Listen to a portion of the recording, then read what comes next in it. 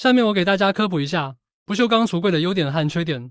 先说优点，第一，100%无甲醛，还可以再生利用。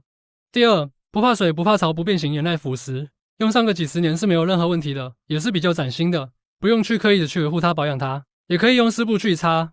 第三，你不用担心橱柜里面会发霉，或者有小强什么的。第四，台面与水盆无缝焊接的，不用打胶，不用担心水盆会脱落。第五，它的隔音保温效果也是很不错的，有这么多的好处，大家为什么不用呢？